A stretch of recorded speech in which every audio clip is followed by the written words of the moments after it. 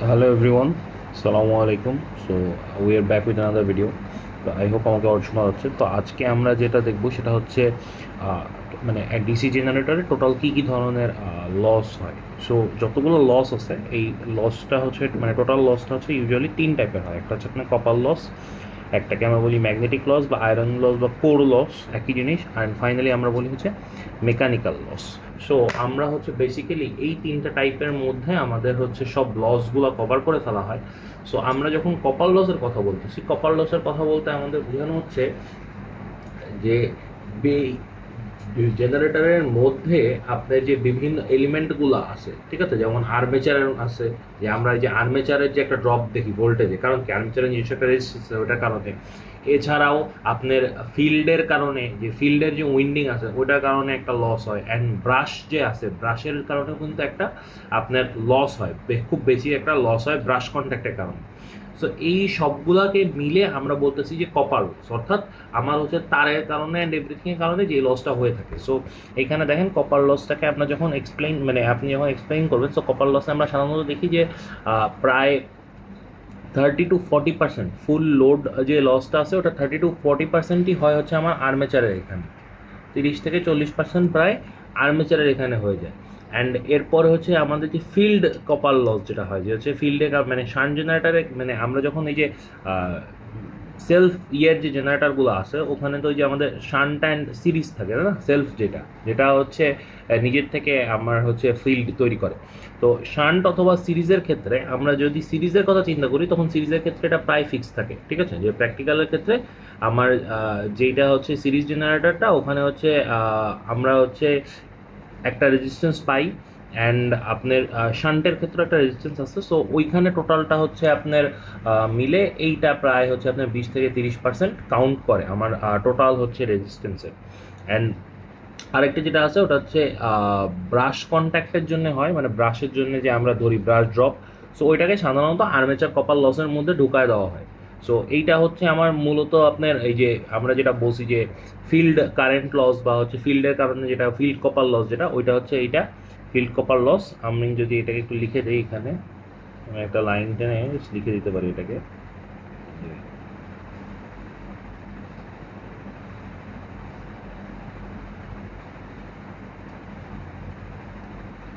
হুম। তো এটা this is basically field copper loss. Field copper loss ছাড়াও এখানে হচ্ছে আরও দুটো ধরনের আমরা লস দেখি। একটা হচ্ছে ম্যাগনেটিক আয়রন বা হচ্ছে কোর, ম্যাগনেটিক কোর লস যেটা আমরা বলতেছি।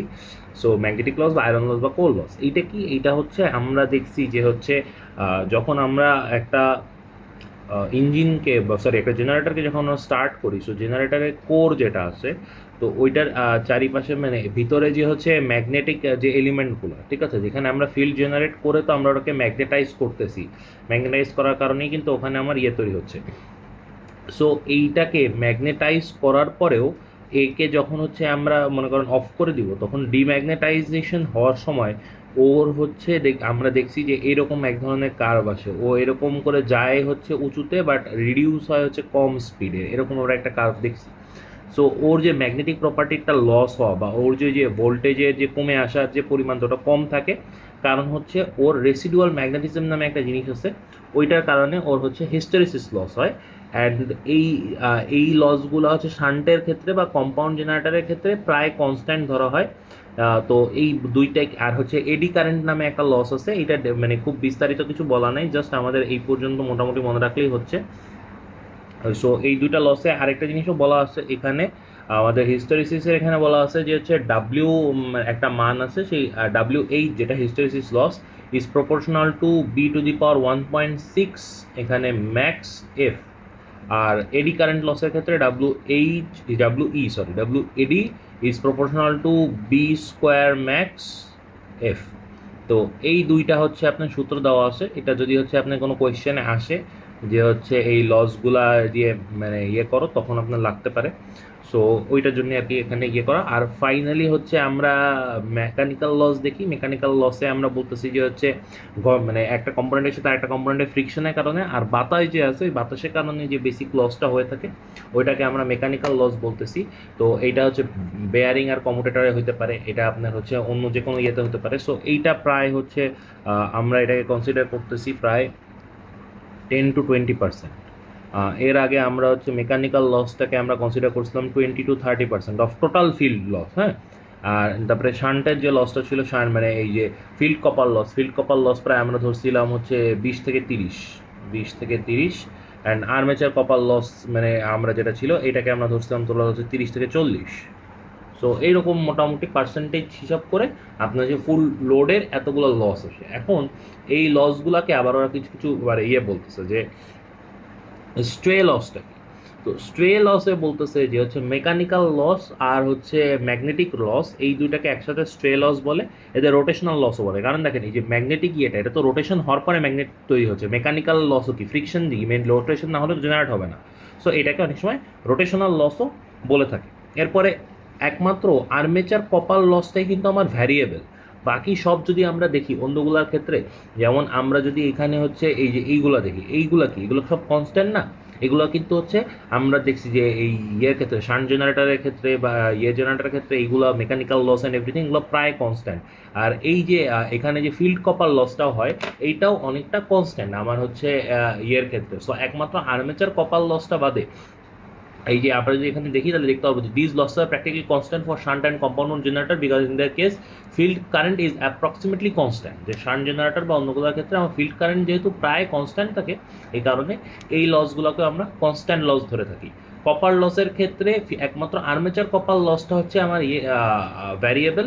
এছাড়া যে ফিল্ড কপার লসটা এটাও practically constant. In case of shunt জেনারেটরের ক্ষেত্রে এটাও প্র্যাকটিক্যালি কনস্ট্যান্ট। সিরিজ জেনারেটরের ক্ষেত্রে এখানে হচ্ছে যে আর সিরিজে যেই রেজিস্ট্যান্সটা থাকে ওইটা হচ্ছে মূলত ফিল্ড উইন্ডিংয়ের রেজিস্ট্যান্সের জন্য থাকে, বাট শান্ট জেনারেটরের ক্ষেত্রে এটা প্রায় কনস্ট্যান্ট। সো ওই হিসাব করে যদি ধরছি তাহলে এখানে আমরা দেখবো যে হচ্ছে আমাদের যে টোটাল যে আসে ওখানে একমাত্র আর্মেচার লসটাই হচ্ছে ভ্যারিয়েবল, বাকি সবগুলাই কনস্ট্যান্ট। এই কারণে দেখেন এখানে একটা হচ্ছে আপনার সূত্র লিখছে এইভাবে যে টোটাল লস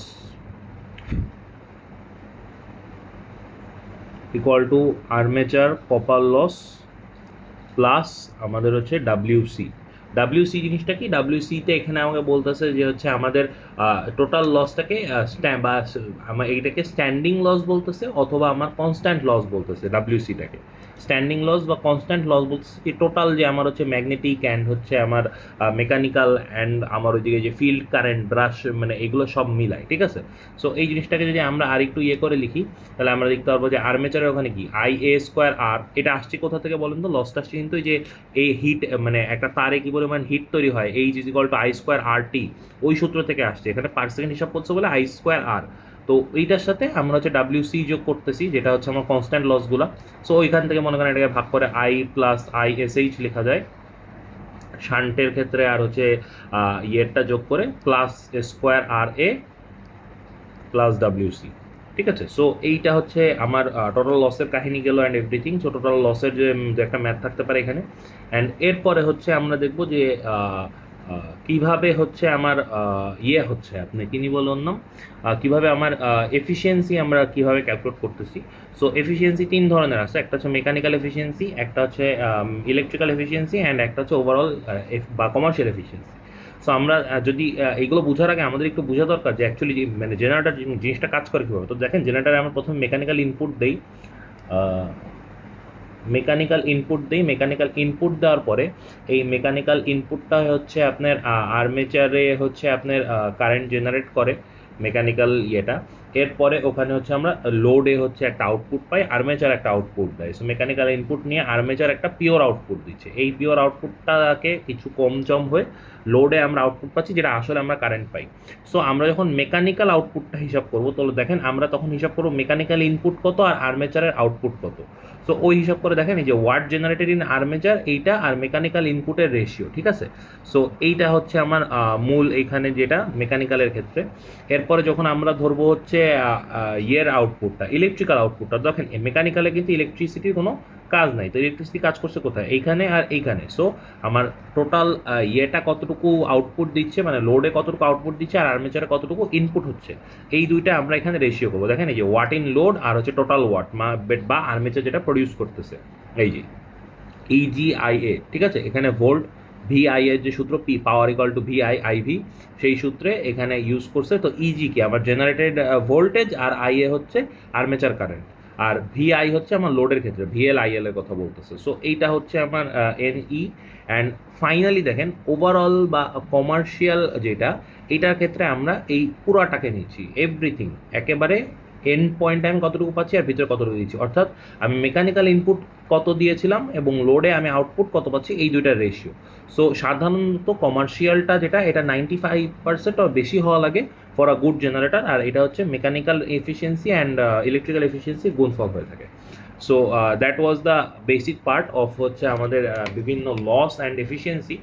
এখন আমরা যেটা দেখব যে হচ্ছে ম্যাক্সিমাম এফিসিয়েন্সি কন্ডিশন কী। সো ম্যাক্সিমাম এফিসিয়েন্সির ক্ষেত্রে আমরা বলছিলাম যে একটা জেনারেটারের আউটপুট যদি ভিআই হয়, ধরেন একটা জেনারেটর আউটপুট দিছে, জেনারেটরের আউটপুট দিচ্ছে, আউটপুটে সে দিছে হচ্ছে ভিআই, অর্থাৎ এটা ভিএল আইএল, ঠিক আছে। এখন জেনারেটারে আমরা জানি যে জেনারেটারে আমরা যেটা ইনপুট দিব, ঠিক আছে, জেনারেটারে যেটা ইনপুট দিব সেটা সমান কী হবে, আউটপুট। আর হচ্ছে এই ড্রপ করবে কেন, ইনপুট জেনারেটারে যেটা আমরা দিছি এটা মান কমার কারণ কি, জেনারেটারের লস, তো আউটপুট প্লাস লসেস আমরা লিখলাম। তো সেই ক্ষেত্রে আমরা লিখতে পারি আউটপুটের মান ভিআই, আর আমরা জানি লসের ক্ষেত্রে আমরা লিখতে পারি হচ্ছে আপনার I A square R plus W C, ঠিক আছে। তো ওইটাকে আমরা আরেকটু ভেঙে লিখতে পারি ভিআই প্লাস আই এ, যেটা আছে আই এটাকে আমরা ভেঙে হচ্ছে লিখতে পারি যে একটা ফিল্ড কারেন্টে গেছে আর একটা শান্ট কারেন্টে গেছে, আইএসএইচ square R A plus W C, এখানে একটা আর হবে। আচ্ছা, সো এইটা আমরা লিখতে পারি, এটা হচ্ছে যে কনস্ট্যান্ট লস যেগুলো আমরা বলছি, অ্যান্ড এইটা হচ্ছে আমার ফিল্ড কারেন্ট, অ্যান্ড এটা হচ্ছে আমার শান্টের যেটা। সো এইগুলো আমি সবগুলো লিখতে পারলাম। এখন আমাকে বলতেছে যে আমরা যদি এরকমভাবে ধরি যে আমার যে শান্ট কারেন্টটা ওটা খুবই নগণ্য, ঠিক আছে, very negligible compare to load current. আমরা হচ্ছে দেখছি এটা যে হচ্ছে শান্ট কারেন্ট যেটা আইএসএইচ, এইটা is very very small compare to IA. So এই অবস্থায় যেই কাহিনীটা হয় সেটা হচ্ছে I A is equal two I হয়ে যায় ডাইরেক্টলি, তখন আইএসএইচটা ওখানে থাকে না। সো সেই সূত্রে আমরা আবার লিখতে পারি VI plus I square R A plus আমরা এখানে লিখতে পারি হচ্ছে আপনার kind W C, exactly W C. So এই সুযোগে আমরা এরপর যদি এখান থেকে আমরা এফিসিয়েন্সিটা বের করি যে এটা সমান কী হবে, এটা সমান তাহলে আমার আউটপুট বাই ইনপুট, তাই না, ইলেকট্রিক্যালের ক্ষেত্রে দেখতেছি।